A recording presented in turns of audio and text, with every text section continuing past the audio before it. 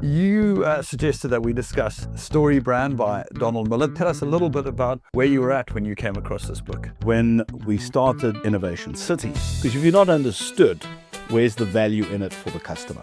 Clarity is really key. For most businesses, it's all about them, their processes, their algorithms, their AI agents. You are not the hero. Your customer is. And we were fortunate enough to get Old Mutual and MTN as our first two customers, and then Launch Africa VC joined us, and we had a story to tell. Welcome to the Non-Fiction Book Club, the book club for people who believe reading changes the world because reading changes us. I'm your host, John Bradshaw, and we have a great show for you today. Now, it is my great privilege to welcome Kieno Kammies on the Non-Fiction Book Club. Kieno Kammies was one of South Africa's top radio personalities for 25 years. He then reinvented himself as an ecosystem builder, driving innovation in South Africa.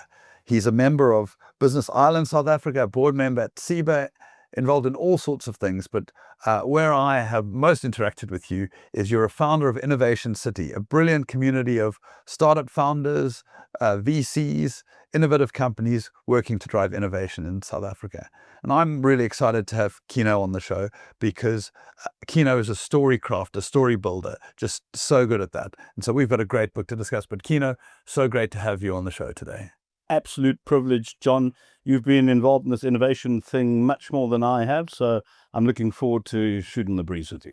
Lovely. Okay, well, you suggested that we discuss the book Storybrand by Don Miller. There's now Storybrand 2.0, which is an updated version. This is a book that had a great impact on me, so I was very keen to discuss it. But do you want to tell us a little bit about where you were at when you came across this book? You know, it's one thing being on radio for 25 years and subliminally, you know, the whole story mechanism keeps working. You don't analyze it. You just do your thing. You're on the treadmill and you're telling stories, you're listening, you're interpreting stories. But when you start your own business, when you've got a couple of people around you who've got different ideas about positioning, etc., clarity is really key. And it is when we started, Stefan Egberg and I, we started Innovation City. That is when I thought, hold on, everything I thought I knew about storytelling is very unstructured. I better go and find the best book and the best insights. And Don Miller obviously came very highly recommended. And the thing I love about Miller is the simplicity and the most important thing, you are not the hero. Your customer is. And it's those two. I know we'll get into it, but it's those two, you know, when you start telling your story, you need to be seen, you need to be heard, but most importantly, you need to be understood. Because if you're not understood, where's the value in it for the customer? I think that's so brilliant. And so much of what he does is really common sense that he kind of puts structure behind. Why do you think we struggle so much with this idea of getting our story across clearly? Well, I think ultimately, for most people, most businesses, it's all about them, their processes that lead to value. And what they tend to do is focus on the processes. They focus on the technology. I see it with tech businesses all the time. Instead of communicating the value to the customer, the end value, the end story, they start talking about their Pythons, their algorithms, their AI agents, and quite frankly, that goes over a lot of people's heads. They utilize those tools to deliver value. So focus on value. Focus on how the value would make the customer's life a lot easier. How the value actually makes the customer the hero. And that is what I get out of it. We should stop navel gazing. We should stop thinking about our story, because we want to tell everybody that we're the best. But you're only the best by bringing the best out of others. That's my take on it in any case. This idea of the customer as a hero, when I first came across it, I'd just been made marketing director at Pick n Pay. It was like a punch in the stomach because we're so focused on being the best we can as a business, the best we can as a leader, that this idea that, no, we're the guide, with a guide. We have to articulate it. I mean, it was just such a huge concept for me, and that totally changed how I think about marketing and telling the story of my company. But now remember, Raymond Ackerman, for a long time, God rest his soul, what a lovely man. He was the story because he started this business. He'd gone through a really tough time initially and got this business off the ground. But even when he was the story, the media made him the story, the customer value always came out. And sometimes you're going to have iconic people in your business. Yeah. And there's nothing wrong with that founding story being told. But ultimately, when I communicate what my business offers you, it's less about the founding story and more about the value that my business Pick and Pay or whatever offers you as a client. We allow you to get the freshest food. We allow you to make the quickest meal so that you can spend more time with your kids. That's the type of messaging we should gravitate towards when dealing with the customer. And it's, I mean, you make a great point about Raymond Ackerman. As much as he was a central figure, one of his favorite phrases was, "Make the customer queen and she will make you king." So he saw the power to success totally by elevating the customer as the hero of the story. And I think when you get in turbulent waters, that's always the risk, that you start to look internally because you're so focused on fixing the business that you forget that core to fixing the business is taking the hero on the hero's journey. Correct. So I think it's worth just giving a little introduction to the full framework. So what Don Miller would say is, there's a character who has a problem, meets a guide who we want to be our company, who gives them a plan, calls them to action, helps them to avoid failure, and then ends in success for the customer. And that's, 7 steps, a lot of steps, but often companies can get it right and they just manage to capture the essence of it. Have you seen anyone in the startup space that you think really gets that communication right? Well, I think the one thing that comes to mind, I mean, there are a couple of businesses, but I think the one that gets it spot on, and the reason why this company really sticks in my mind, is because it's so easy for them to complicate their own lives because of what they do. It's Sequoia Capital. Sequoia Capital, probably the most well-known VC globally. We love Sequoia because there's a South African running it. Yeah. Okay. Only guy to get straight A's, I think 100% in actuarial sciences at UCT, Rudolf Buerta. But they could talk about a myriad of things. They could talk about how they analyze businesses and all this in-depth nonsense, and they don't. And they have a very, very simple call phrase, if you like, if you get onto the website.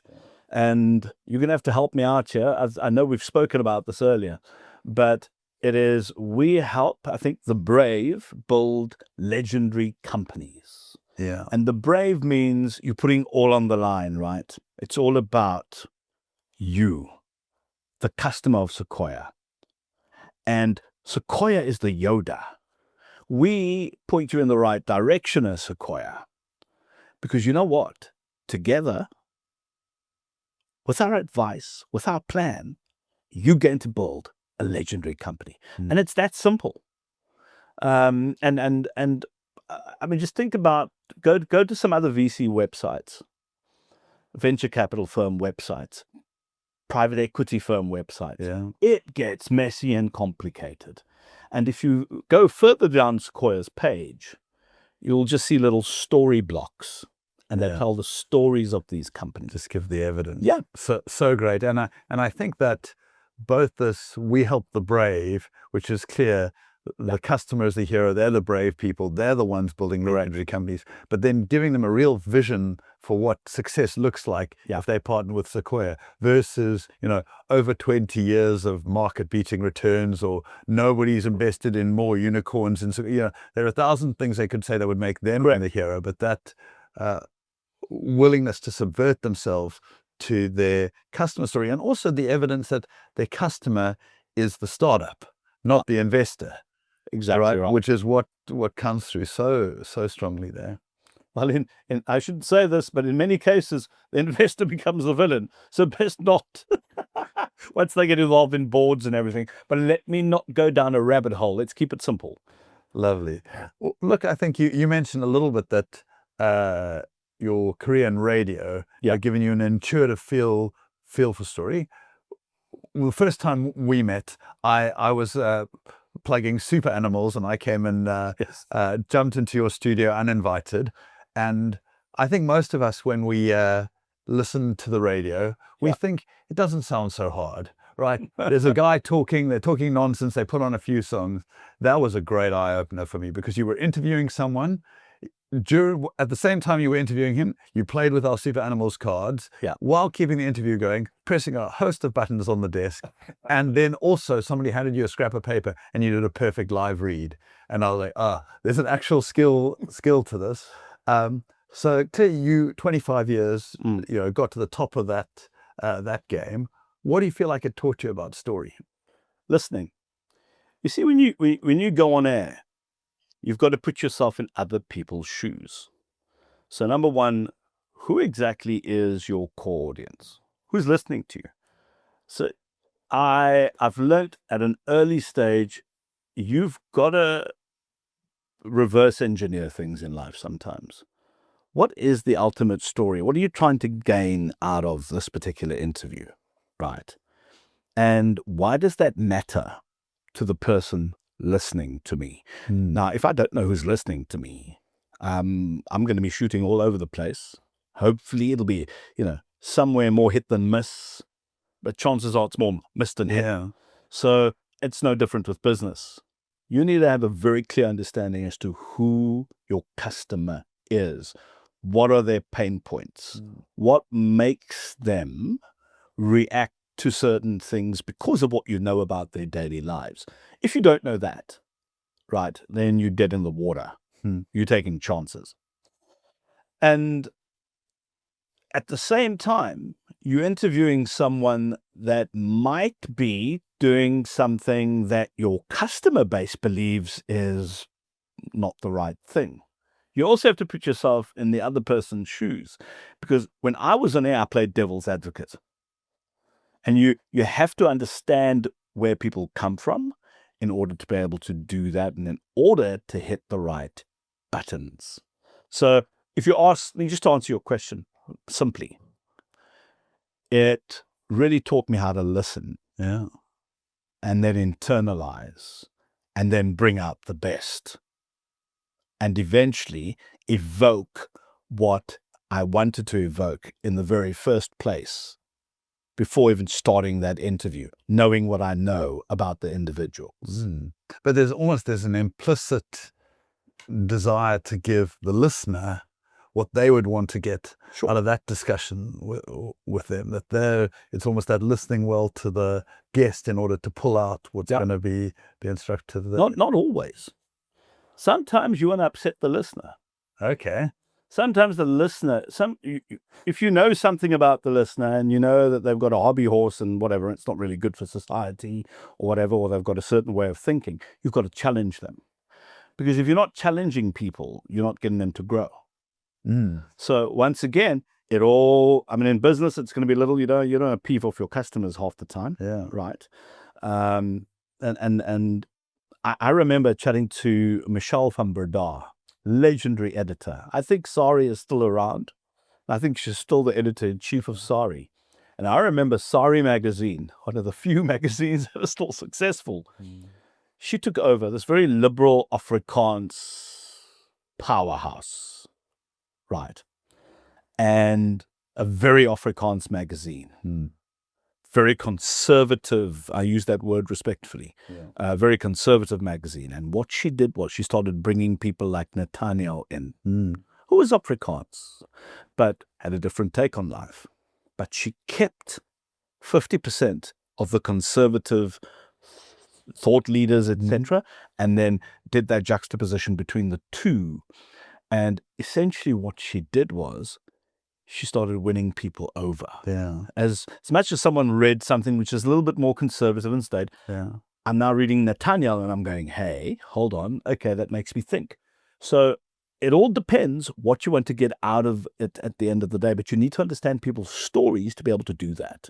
And the ability to, I love what you're describing there, because she's almost inviting her conservative readers, as you were inviting some of your conservative listeners, on their own hero's journey of self-development. Correct. Right? This challenging, what is the greatest challenge? To look at some of your core beliefs and go. And the two things that Don Miller says a guide needs to show is empathy. Correct. And credibility. 100%. So that's, this ability to keep 50% of the content is still safe for you. You can go, it's unchallenging, but within that empathy and credibility, I can draw you. I think that's absolutely a brilliant example. I had someone once, and I broadcast on many radio stations, but I remember in Pretoria, a guy phoned me from Pretoria, old Afrikaans guy. I love the Afrikaans people, by the way, because you know what? They're great stories and you know where you stand with them. And I was on 702 at the time and I said something. And I mean, for the life of me, I can't remember exactly what I said, but I remember his response. He phoned in and he said, Kieno, don't rattle my cage. The door's going to open. When you elicit this type of response from people, you know you're hitting a nerve. He's still listening. When the former Speaker of Parliament, Frini Janwala, met me for the first time, she says, are you Kieno Kammies? You know how many times I've wanted to slap you?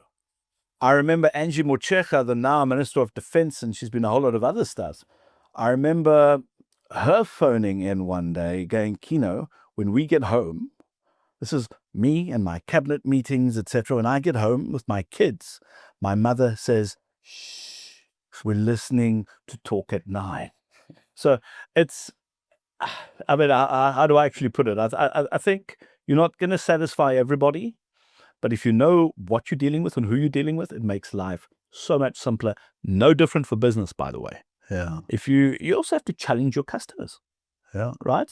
And we go back to the cliched comment that everybody makes. Well, you want to continue using foster horses, or do you want to try out a car, for example? So you've got to, that it's got to be authentic. It's got to be authentic. And I think it's also got to be respectful. Yeah. I think customers can really feel the difference between, even in this radio example, a radio host that's challenging them because it wants them to think, and there's an authenticity and a genuineness about them. Yeah. And then someone who's just being a shock jock, who's just trying to wind everyone up, which tends to have a fairly short half-life. Yeah, they normally end up with TV shows that last for one season. Or this is going to get personal. We don't go there. So this transition, I'm really interested. I mean, it feels like a huge pivot. You were very experienced in media, very respected there. You then took this opportunity with founding Innovation City. How did you find that transition? How are you finding that transition? Literally building a bridge as you're crossing it, right? COVID was a terrible time for all of us. I was in hospital for a bit. I had stuff up my nose. I had to ask myself a couple of questions. I was released from hospital and I cried in my very first interview on Cape Talk the next day. I was so tired. I couldn't walk from here 10 meters. I couldn't walk. I was exhausted. And I remember Suzanne Ackerman messaging me going, Kieno, I have long COVID. Just take it easy. Just take it easy. And I said to my wife, somewhere, I was off. They still allowed me to be off for 2 weeks, 3 weeks afterwards. And I said, I don't feel like going back. And I said, the reason I don't want to go back is because I don't think I can handle this constant treadmill of negative news. Now, I won't go into my contract or anything, but I knew if there were certain, if I decided to move on or whatever, certain things would come into play and I wouldn't be in a very bad position. So I decided to do that. And I had about a year to sort of figure my life out. And about 2 months into that, I get a call from Rob Paddock. And I was part of the sort of founding team of UCT Online High School. Rob came out of Valencia. Yeah, out of Valencia. You were head of culture. Head of culture. Still trying to figure that one out. Yeah. So he phoned me. He says, listen, always wanted to work with you. What are you doing? I said, I'm on my way back from the shop. He said, listen, I'm thinking, doing UCT Online High School, I'm thinking about a role called Head of Culture. And I'm like, what the heck is that? And I mean, I got into that and it was fun. It was fun. And then about 2.5 months later, spoke to an old friend of mine, Stefan Egberg, who I've interviewed over years, and we were threatening to do some stuff together as well, the Travel Start CEO. Yeah. And long story short, he said to me, listen, COVID's given us a bit of a knock. We've got a building, not sure what to do with it. Just let's make this very concise. I sat down with him. We discussed what potentially could happen. Are we going to get VCs and startups? I suggested we're getting corporates, and they were going, how are you going to get the corporates in? I said, well, I've spoken to the corporates during COVID, and they're all looking to pivot and do other things to help stay relevant. And between myself, Stefan, Laurie Joffe, we started, mingling and chatting to people, and we were fortunate enough to get Old Mutual and MTN as our first 2 customers in the building, and then Launch Africa VC, the most prolific C2Pre Series A VC, joined us, and we had a story to tell. They were the heroes, and we were enabling them. Yeah. And that's how it happened. I mean, but took me, this whole thing, the whole transition took about, probably about 6 months for all of that to unfold. And as you've got involved in this startup ecosystem, running all the way from the innovative corporates to these guys who had an idea and are making it happen in your space, what surprised you about the innovation space? Well, what surprised me was really starting to understand to which extent people are actually going to try and change the world around them. Because, you're on a radio. One of the reasons I spoke about entrepreneurship on radio is because I was sick and tired of the news. I kept fighting with the editor going, why are we talking about, Africa going to hell in a handbasket? And what I found was when you start getting introduced to these entrepreneurs, the very issues that news dealt with, a lot of those issues were actually being fixed, or at least people were trying to fix them using innovation. And that really surprised me. I did not understand to which extent people are actually going out there trying to change the world around them. I was oblivious to all sorts of technologies, etc., right? I mean, I went on an executive course to MIT. I then ended up doing an honors in small enterprise consulting just to, get this little brain to wake up. But that was the surprising. The surprise, just the amount of energy energy and innovation taking place. Sure. Well, it does feel like your 2 careers are coming together a little bit now. The storytelling on radio, the innovation ecosystem. You've got Innovate Africa. Yeah. You want to talk a little bit about some of the exciting things you're working on at the moment? Okay, so Innovate Africa, in short, is a storytelling platform. And we tell stories of innovative founders who impact lives on the African continent. Now, it's some people would argue a traditional media play. So I partner with Arena Media, so they own the Sunday Times, Business Day, TV Business Day, which is a great partnership. But I was in the shower the one day, and this is a true story, going, how the heck am I going to make money out of this other than sponsorships and advertising? Sure. And by that time, I'd already met a company called Summit.Deals.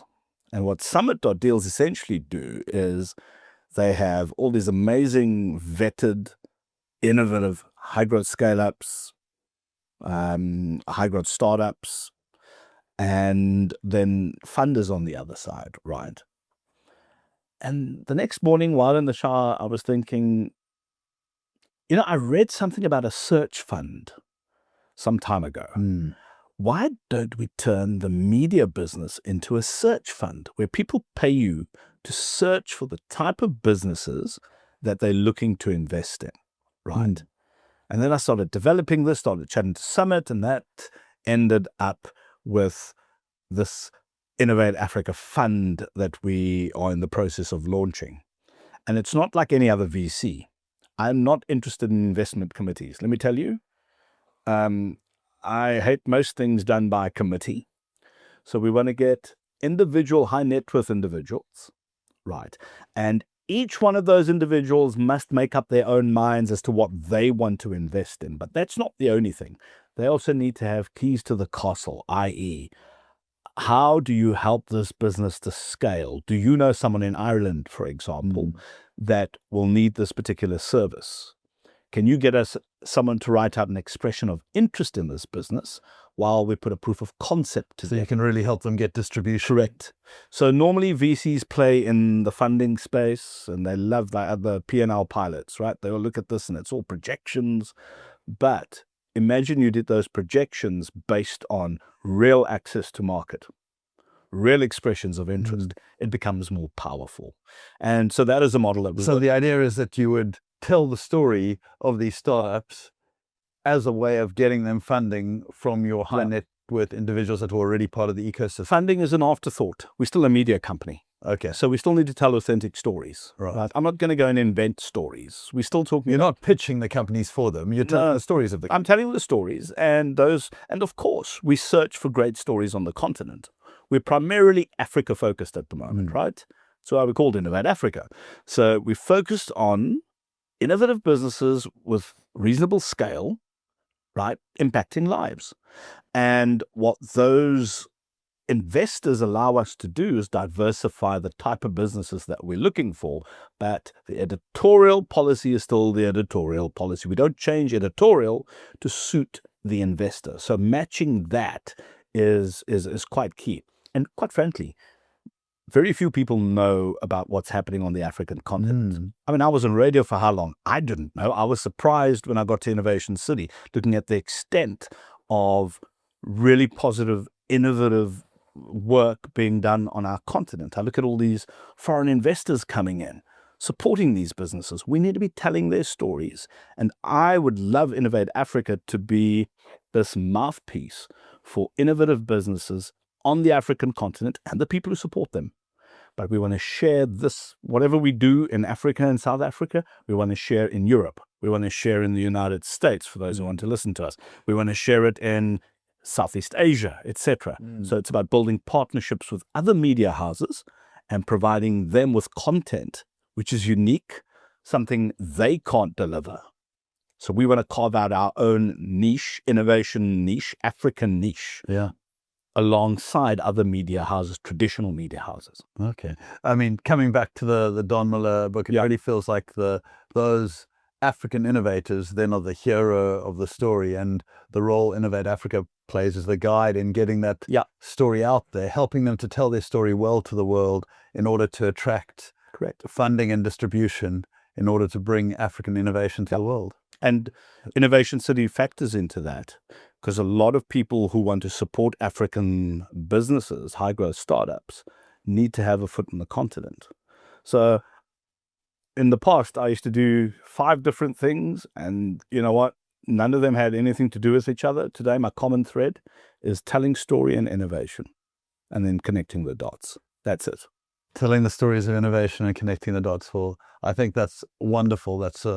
I think it's fascinating, and I'm really excited to see how combining this story with funding and potentially access to distribution, how that helps businesses to scale up.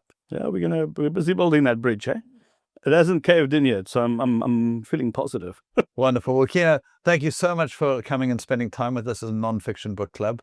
If you're looking to tell the story of your business or company, Storybrand is just a brilliant, very, very practical way to do it. You'll definitely change your website after reading it. Kieno, thank you so much for being on the show. What a pleasure. A big thank you to our headline sponsor, Innate.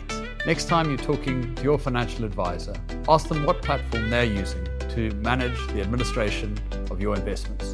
If they say Innate, you can take comfort knowing they're using technology to work smarter and serve you better. Visit innate.co.za to find out more. A reminder to sign up to our newsletter to always be the first to hear about book reviews, interviews, and to get book discounts on great books from our book partners' exclusive books.